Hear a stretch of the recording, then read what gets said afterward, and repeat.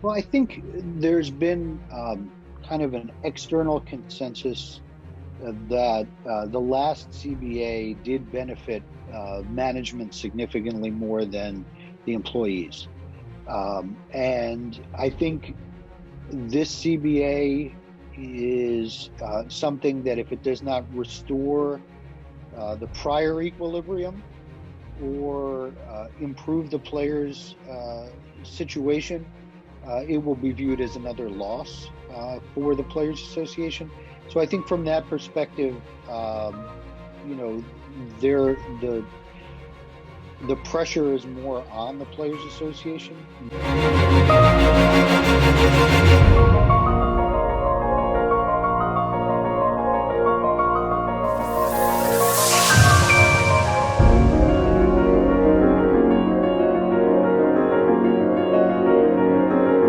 Hi, this is Jeff Passan from ESPN, and I want to run you through a little primer about baseball labor relations, and specifically the lockout that we're enduring right now in the sport.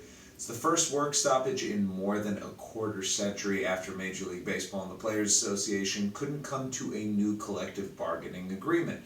Now, what does this mean? The CBA covers and really governs the entirety of the sport, all of the rules about money and payrolls and draft and really everything that goes over the day-to-day of the sport is contained inside of the collective bargaining agreement. And the Major League Baseball Players Association, which is the union that consists of 1,200 players on 40-man rosters, and Major League Baseball need to come to some sort of a consensus about this document that governs the sport. The problem, of course, this time around is that there's a whole lot of money inside of Major League Baseball, and the owners do not want to give more of it to the players. Now, if we look back historically, the players have really won a lot of these negotiations going back into the 1970s, the 1980s, even the 1990s. But after the 1994 strike that ended in a lost World Series, something changed. Major League Baseball started to understand that pouring more resources into labor relations was something that would pay off long term. And the way that it's paid off is through victories that the league has had in collective bargaining agreements, the most recent back in 2016. Now, that's the one that's at the heart of all of the contention going on here, because the players feel like they ended up taking a bath financially, and, well, they're looking to gain money back that they lost over the last 5 years. Now, if you look at the average salary in Major League Baseball, hey, they get paid extraordinarily well, but the average salary has gone down over the last 4 years, and the players simply want to reverse that trend. They're asking for all sorts of things in these negotiations. They want to get players paid younger in their careers. They want the competitive balance tax threshold, which is the luxury tax, to be higher than the $210 million it was at. They're asking for $245 million, whereas the league is proposing $214 million. And that's the sort of difference that shows the chasm between these two sides and the gap that they've got to bridge before spring training. Now, there's a good chance at this point that spring training is going to, at very least, be postponed, but the hope among everybody involved on both sides, and especially fans, is that these two sides will figure out an agreement before March 31st, when regular season games are supposed to begin. If that doesn't happen, well, we could be looking at a similar situation to 2020, when, remember, in the COVID season, the union and the league went back and forth and back and forth. And in the end, they only played 60 games. Let's hope, all of us as baseball fans, that the 2022 season has a whole lot more than that.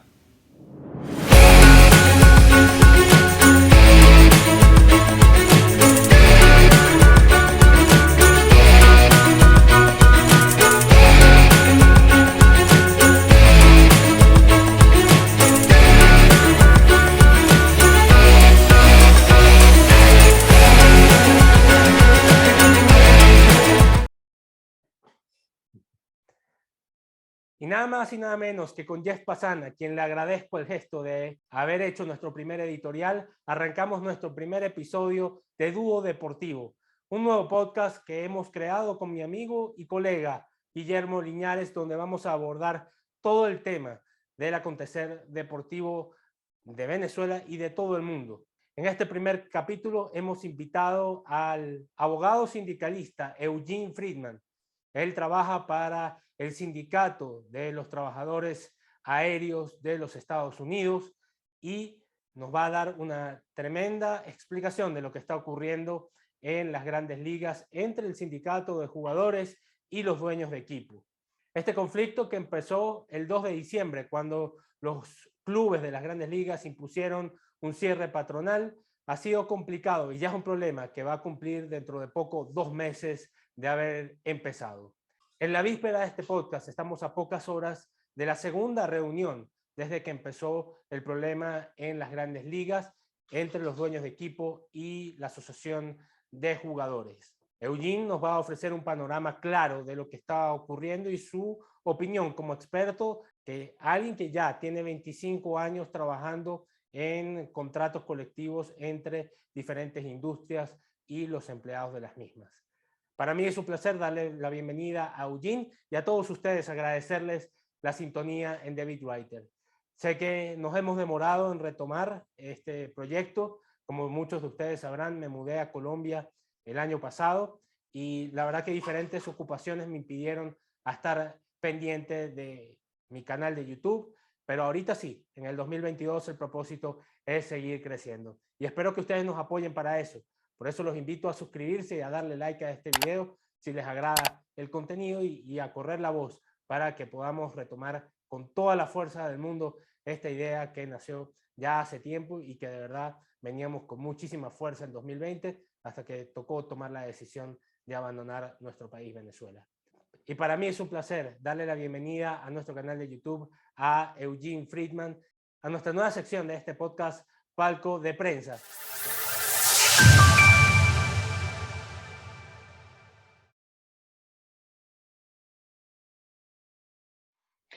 Thank you, Marcos. My name is Eugene Freedman. I am a labor union attorney. I've worked in the field for over 20 years. Starting when I was in law school, I had clerked for the National Labor Relations Board, which is the government agency that oversees labor relations between companies and unions in the United States. And since then, I've worked for a number of unions, and I've negotiated about 10 collective bargaining agreements, which we call sometimes term agreements, which is for the full period of time, and then thousands of midterm agreements, which are small agreements that are during the course of a collective bargaining agreement. Eugene, how much do you follow this matter between MLB and the MLBPA? Yeah, so I follow it very closely. I read all of the articles, and my goal on Twitter is to try to educate both journalists and just members of the public on the intricacies of labor law and collective bargaining. How difficult are usually this kind of labor problems between an industry and the union? How do you see the situation right now in MLB? So in recent years, labor activity has been very low in the United States. There aren't a lot of labor actions, whether they be strikes or other activity.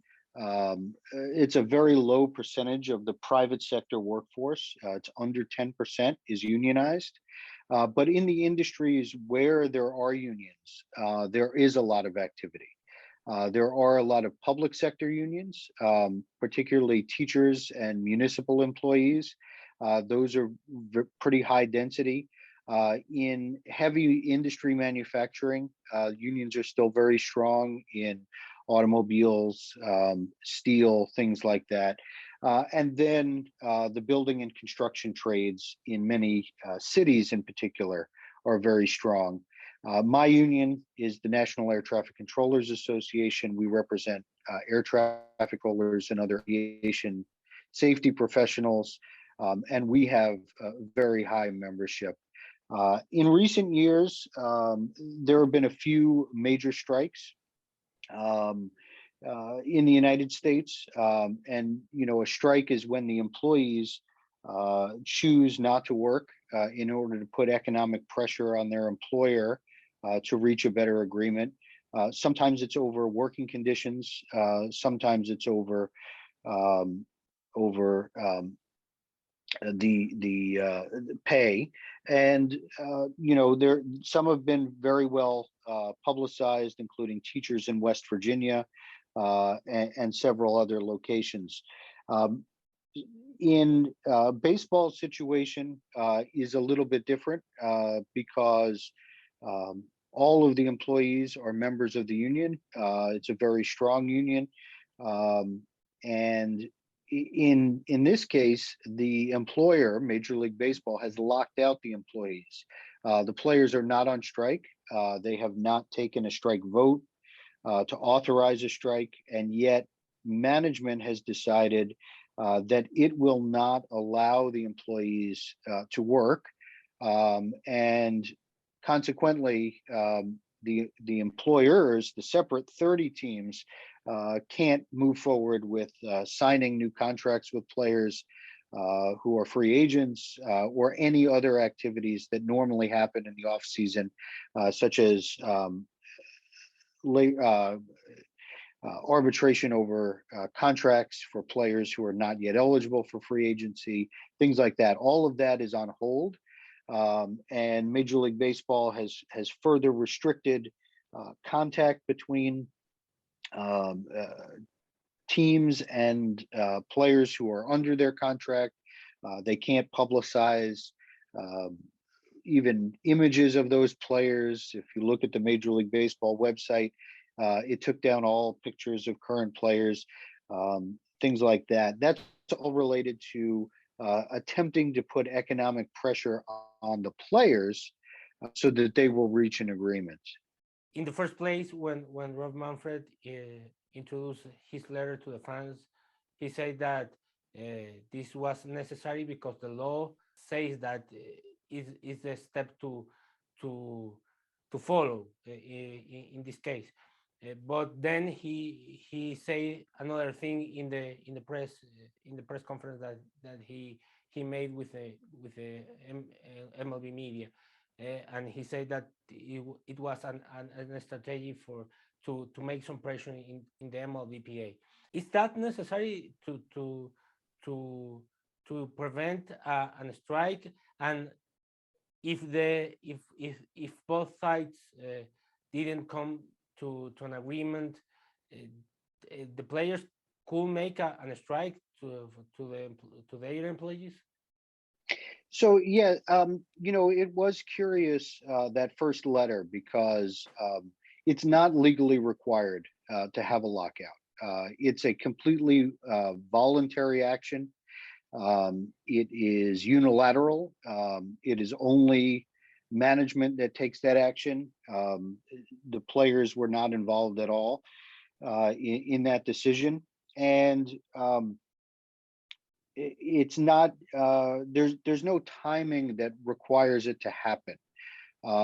So in this case, it was Major League Baseball tactically decided that it would put pressure on the players.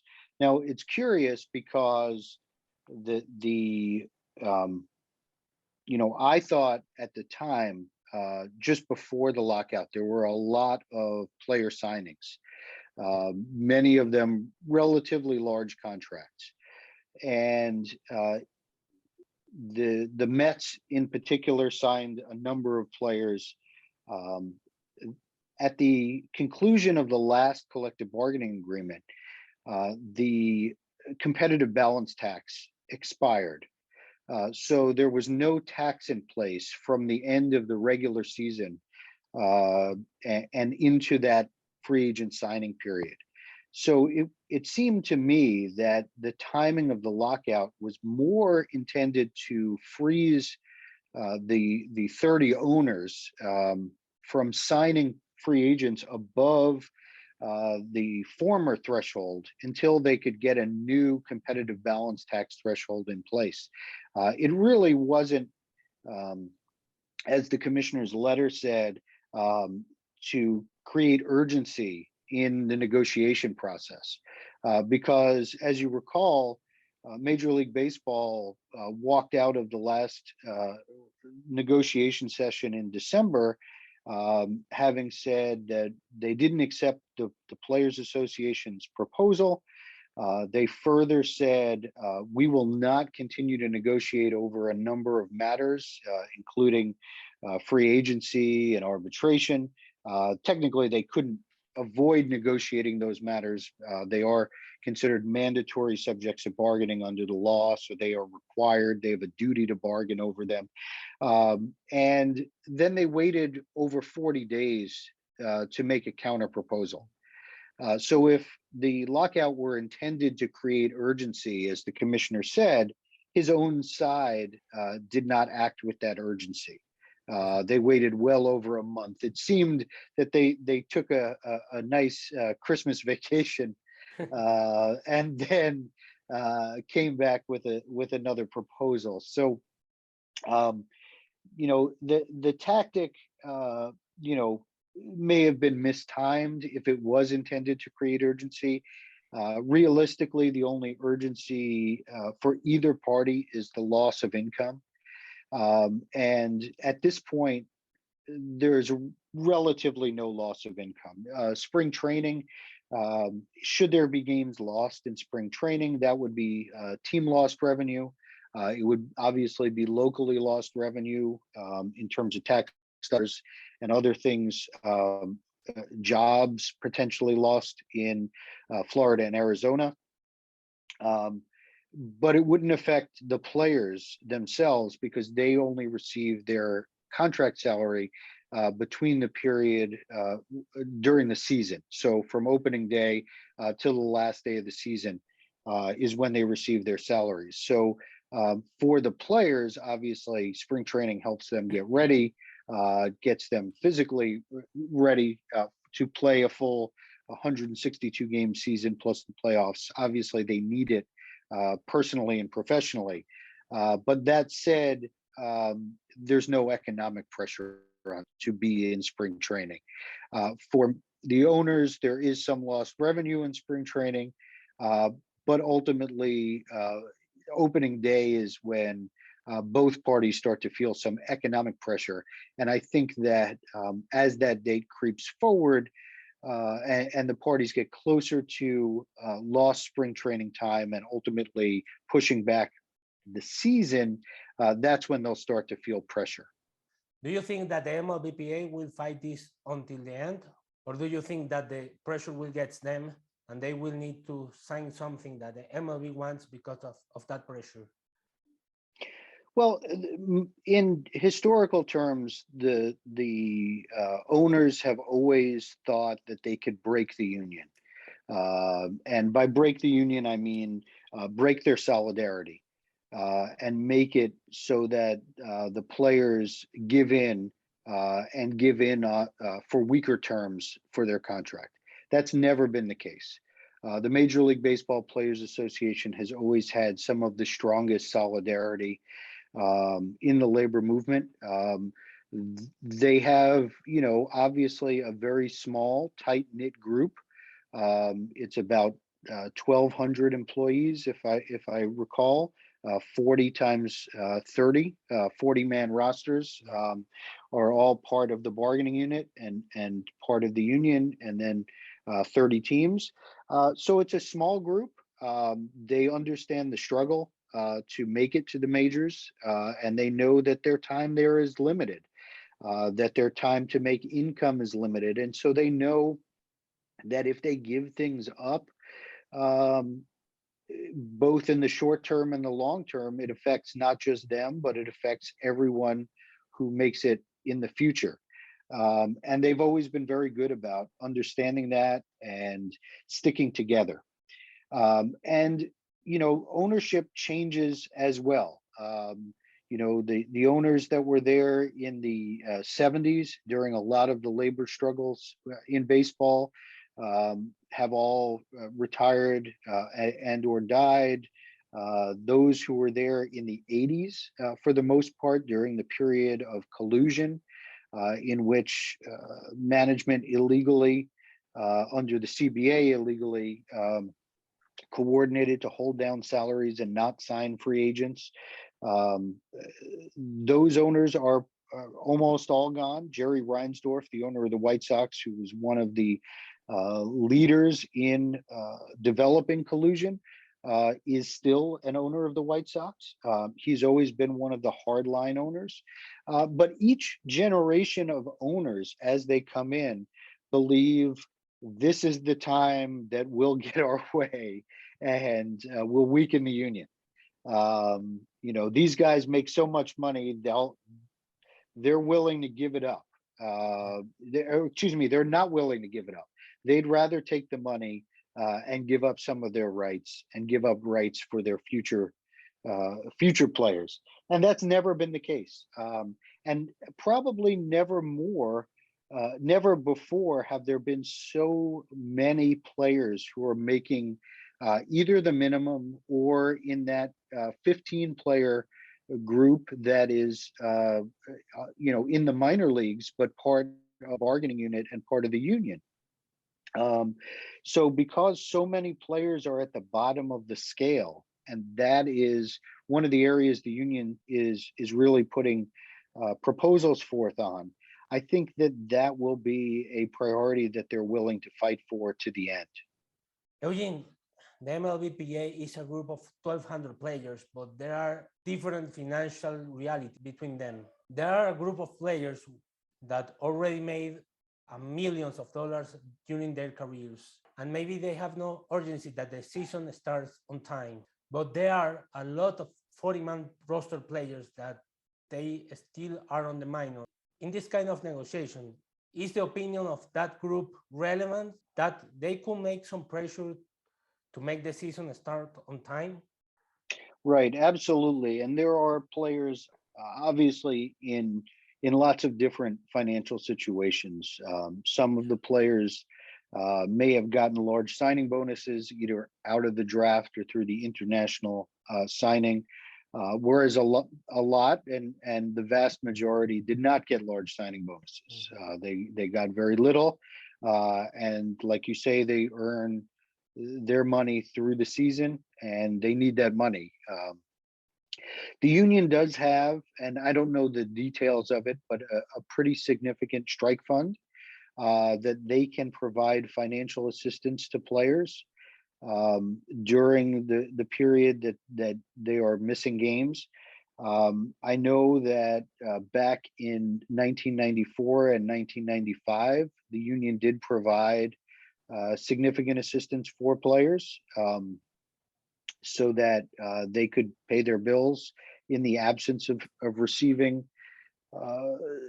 their salary. So that is an economic support option. Obviously, players like Max Scherzer, who are involved on the executive committee, care about these issues very dearly. They were elected by their peers.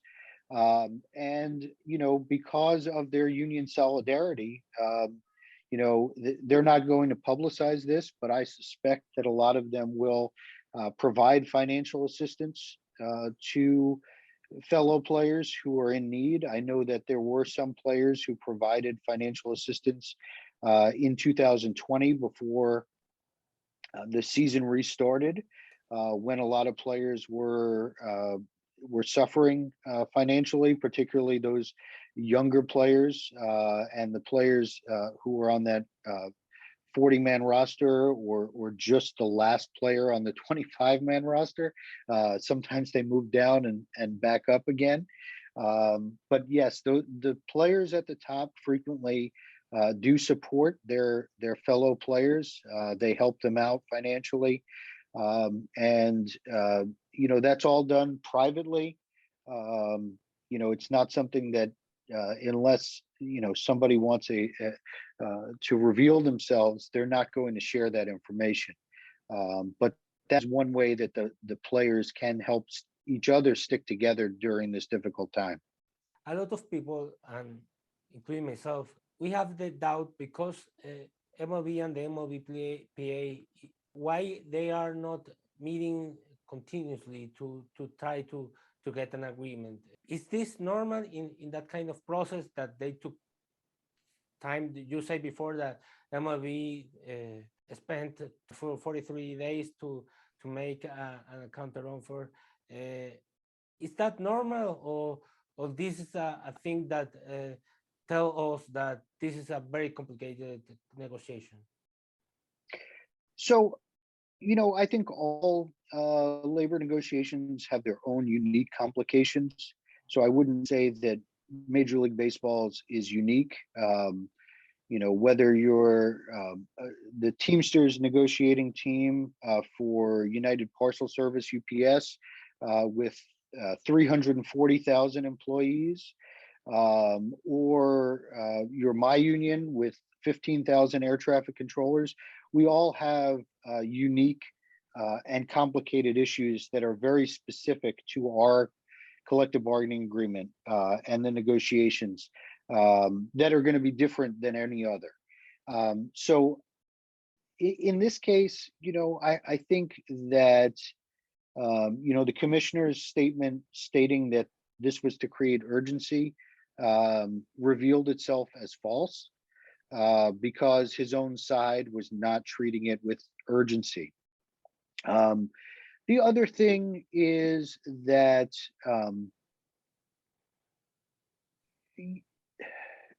I think that the parties are still, to an extent, testing each other,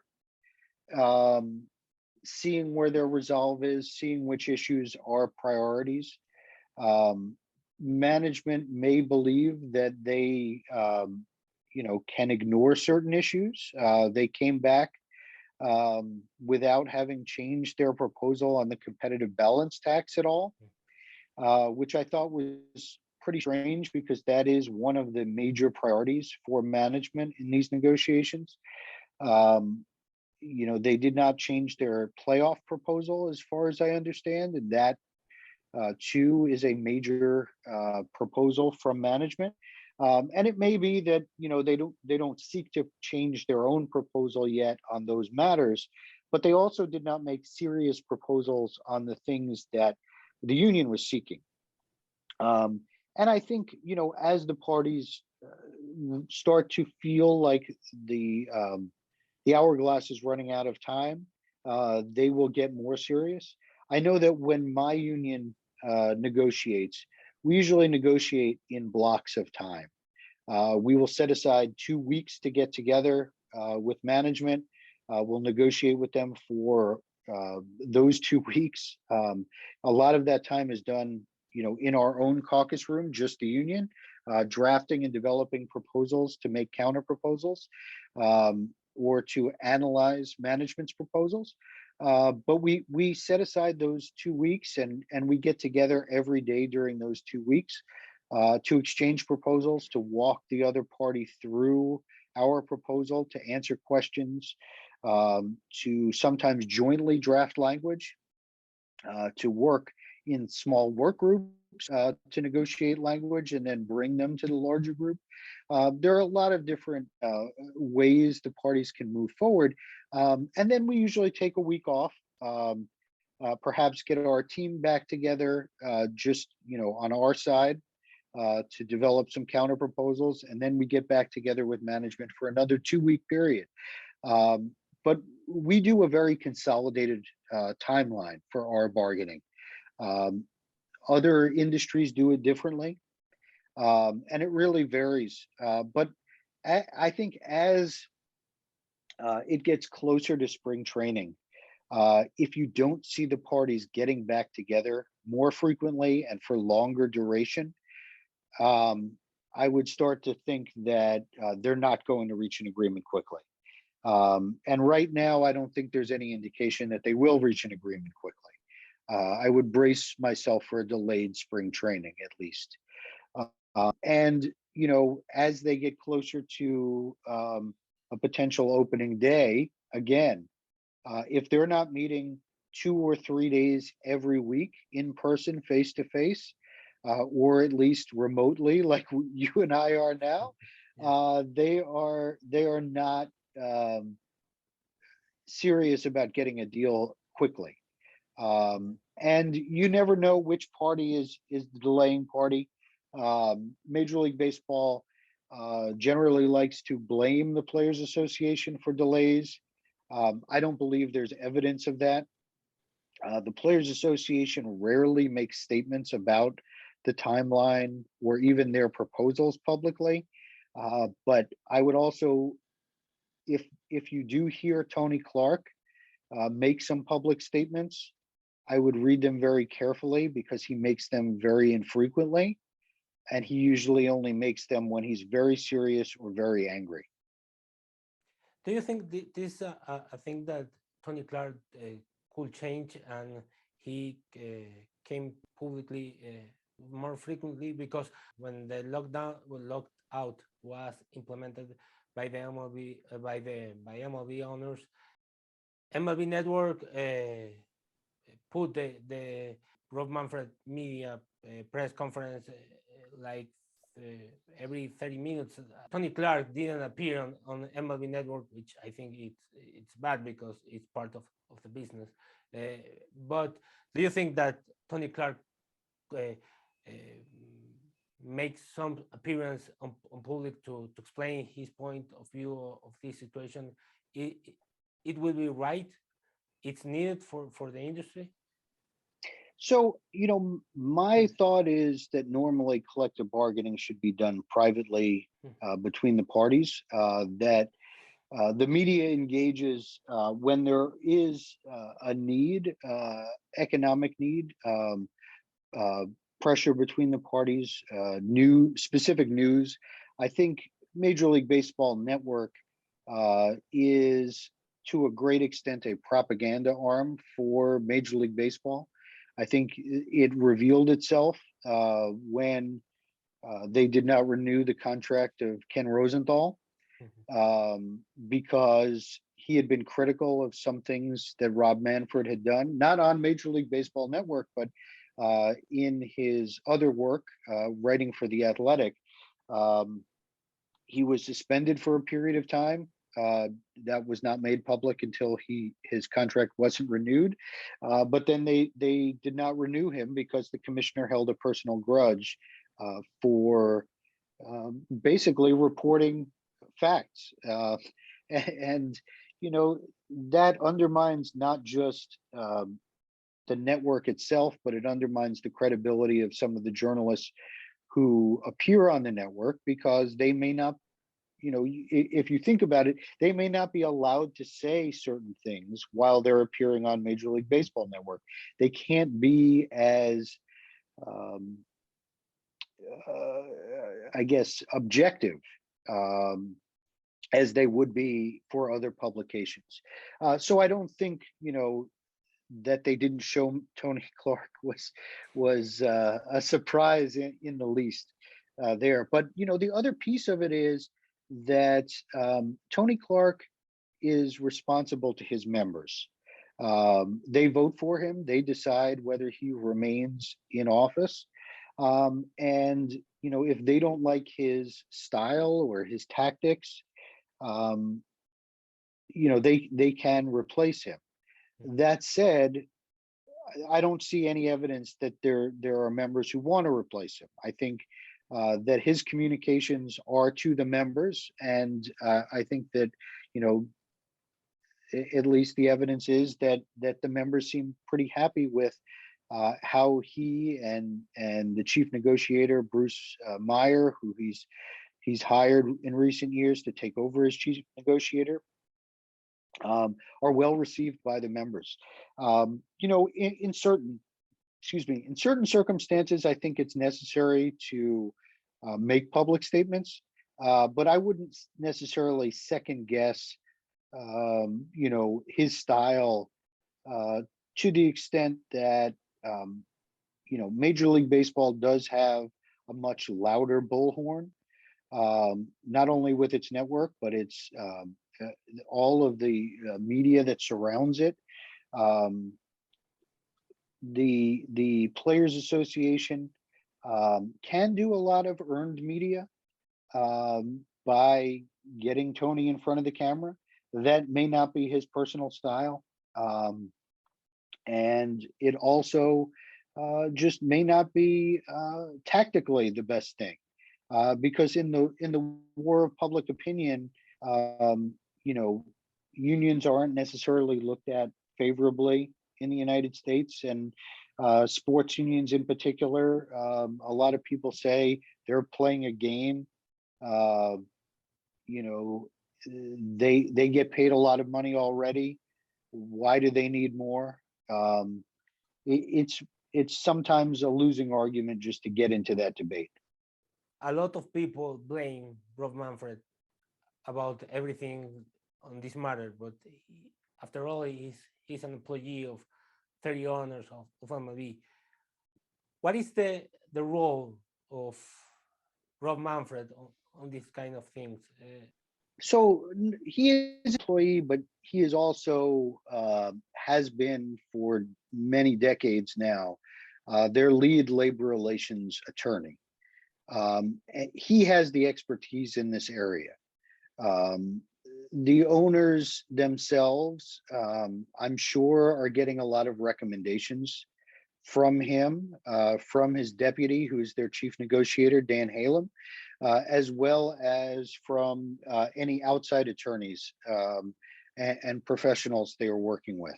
And I think that, he is the one making those recommendations.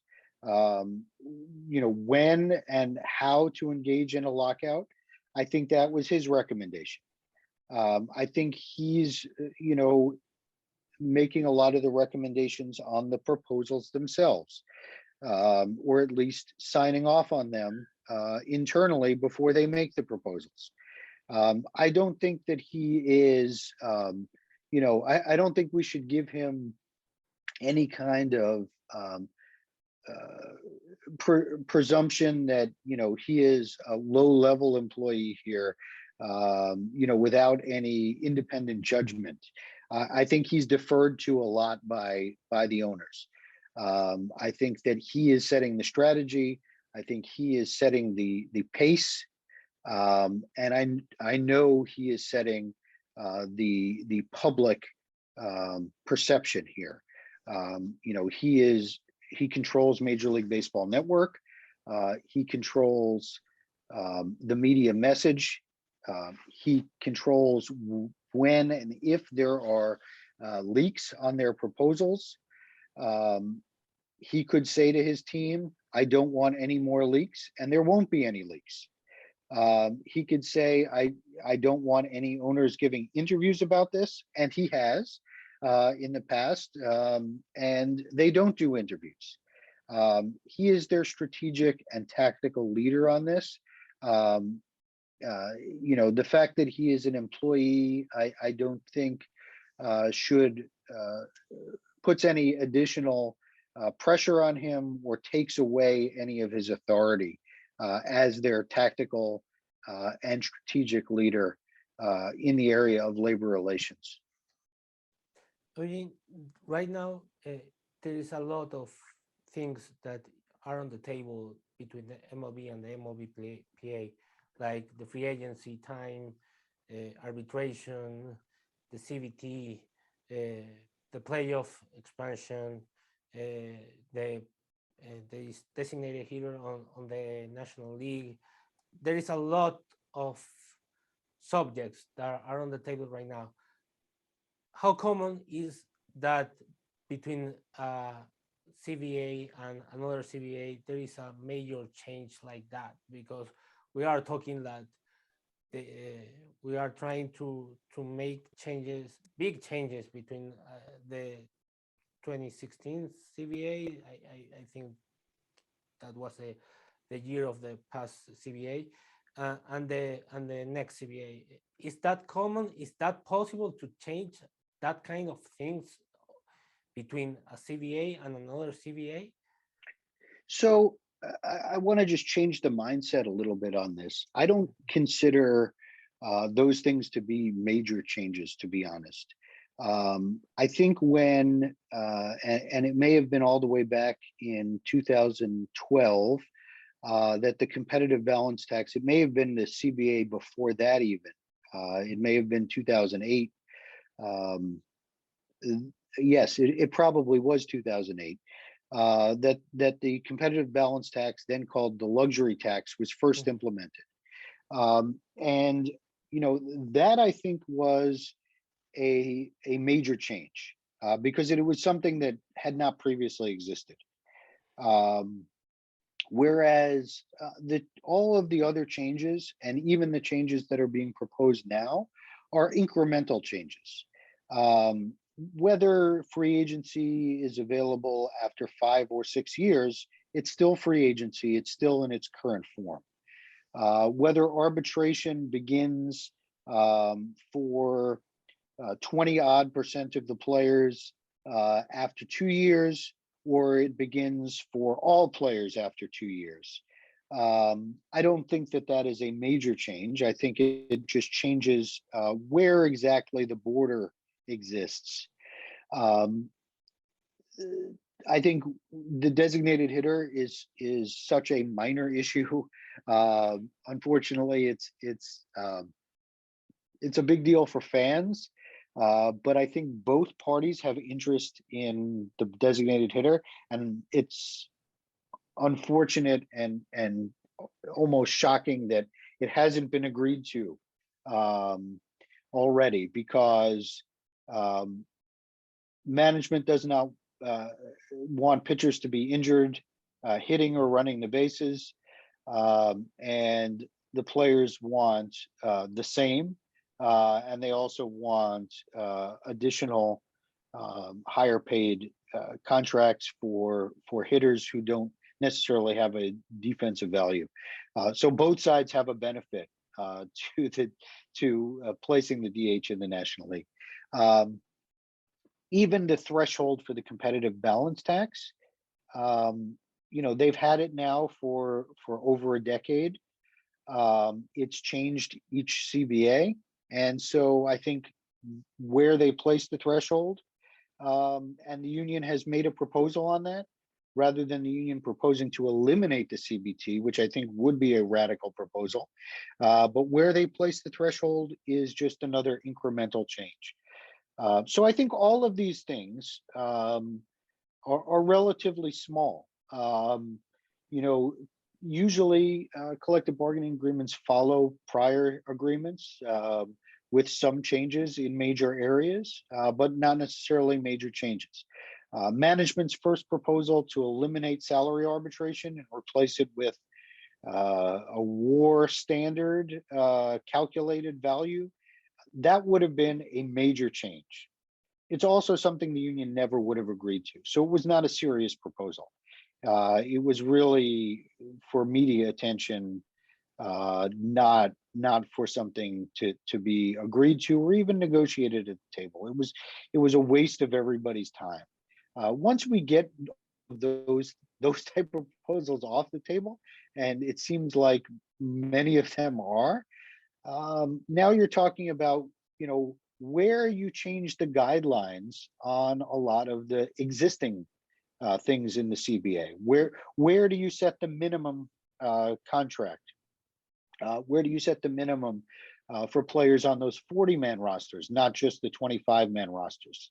Those things are well within the scope of their existing CBA. You're just moving thresholds and amounts, and so I think those are incremental changes. I think they're reasonable, and I think ultimately the parties will resolve their differences over them. Do you think that the MLBPA will be successful on their petition, or do you think that MLB will stand to maintain the power in the next CBA? Well, I think there's been kind of an external consensus that the last CBA did benefit management significantly more than the employees. And I think this CBA is something that, if it does not restore the prior equilibrium or improve the players' situation, it will be viewed as another loss for the Players Association. So I think from that perspective, you know, the pressure is more on the Players Association. But that said, I think both parties have the same amount of risk. Both parties have the same amount to gain. You know, I think ultimately, whatever the parties agree to is a good agreement, because it is something that they've come to voluntarily and jointly. And when you come to a joint agreement, that's when it's best, because it allows the parties to move forward and implement it in good faith. Y así despedimos nuestro primer podcast dúo deportivo aquí en Beatwriter. Espero que en la próxima edición ya podamos compartir con Guillermo y también seguirles trayendo más información y más análisis de lo que acontece en el mundo deportivo de Venezuela y de todo el mundo. Yo soy Marcos Grunfeld, gracias por acompañarnos y nos vemos en la próxima edición. Recuerden que estos podcasts también están disponibles en Spotify y en todas las plataformas de podcast que existen en las redes sociales. Nos pueden buscar allí también como Beatwriter. Gracias y nos vemos en la próxima edición.